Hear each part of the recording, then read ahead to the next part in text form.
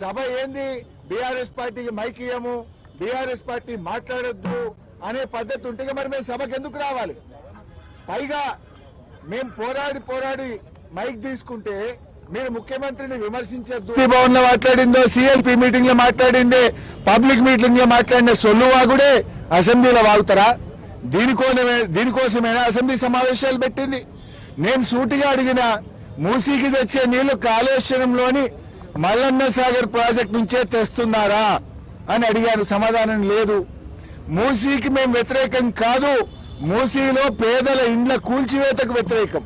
ఆ పేదలకు 2013 చట్టం ప్రకారంగా డబ్బులు ఇచ్చారా? ఇస్తే వివరాలు చెప్పండి అని అడిగాం. ₹1 ఇవ్వలేదు. వాళ్ళ ఇండ్లు కూడగొట్టి కేసీఆర్ గారు కట్టించిన డబుల్ బెడ్రూమ్లు ఇచ్చి పంపించారు. మేమేమో బాధ్యతాయుతంగా పేదల పక్షాన, ప్రజల పక్షాన మేము మాట్లాడాం. మేం మాట్లాడితే అడ్డగోలుగా ముఖ్యమంత్రి గారు మాట్లాడిండ్రు. మూసీ ప్రక్షాళనకు నడుం బిగించిందే బీఆర్ఎస్. 32 ఎస్టీపీలు కట్టింది బీఆర్ఎస్. మరో 39 ఎస్టీపీలు కట్టడానికి అమృత్ ప్రాజెక్ట్ లో ప్రతిపాదనలు పంపిందే బీఆర్ఎస్. వాటి గురించి మేము మాట్లాడినాం. కానీ రేవంత్ రెడ్డి గారు ఎంతసేపు ఎదుటి వాళ్ళ మీద బాడీ షేమింగ్, నువ్వు పొడుగు పెట్టుకున్నావు, నువ్వు అద్దాలు పెట్టుకున్నావు, ఏంది చిల్లర మాటలు? నువ్వు ముఖ్యమంత్రివా, ఏమో స్ట్రీట్ రౌడీవా? స్ట్రీట్ రౌడీలు కూడా నీకంటే మంచిగా మాట్లాడతారు. నువ్వు ఆ కేసీఆర్ గారి మీద పదే చావు భాష కోరుకుంటావా? తెలంగాణ తెచ్చిన నాయకుడు, ప్రధాన ప్రతిపక్ష నాయకుడు, 10 ఏళ్లు ముఖ్యమంత్రిగా చేసిన కేసీఆర్ గారిని పట్టుకొని అడ్డగోలు మాటలు మాట్లాడతావు. నువ్వు ఒక తెలంగాణ ద్రోహివి, నువ్వు ఒక నీళ్ల ద్రోహివి.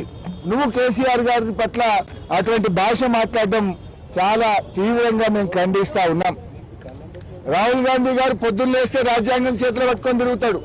ఇక్కడేమో అసెంబ్లీలో రాజ్యాంగం ఖూనీ అవుతా ఉంది. ప్రధాన ప్రతిపక్షానికి మైకే ఇవ్వడం లేదు.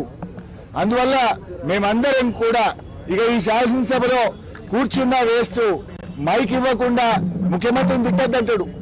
స్పీకర్ గారు ఆన్ రికార్డ్ అక్కడ కూర్చొని మీరు ముఖ్యమంత్రి గారి మీద విమర్శ చేయొద్దు అంటాడు. అనొచ్చా అట్లా? స్పీకర్ ముఖ్యమంత్రి గారి మీద మీరు మాట్లాడితే మీ మైక్ కట్ చేస్తా అంటాడు. మరి మేము ఉండేందుకు అసెంబ్లీలో?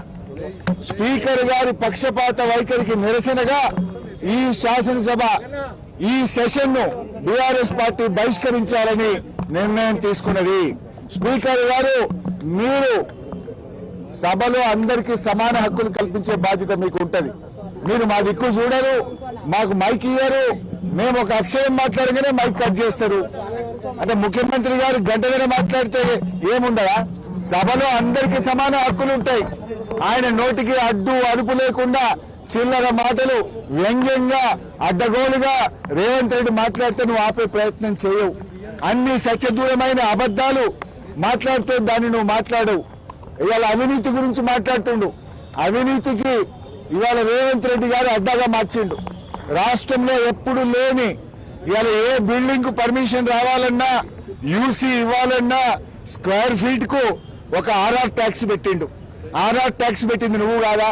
హైదరాబాద్ లో ఏ బిల్డర్ని అడిగినా బిల్డర్ చెప్తారు కదా, యూసీకి ఎంత తీసుకున్నావు, లేదా బిల్డింగ్ పర్మిషన్ కి ఎంత తీసుకున్నావు, ఫైనాన్స్ లో బిల్లులు రావాలంటే 30% కమిషన్, ల్యాండ్ కన్వర్షన్ కావాలంటే 30% కమిషన్. ఈయన ఇంకా పైగా అవినీతి గురించి మాట్లాడుతుండు. అసలు నీకు మాట్లాడే నైతికత ఉందా? ఈ రాష్ట్రాన్ని అవినీతిమయం చేసినావు.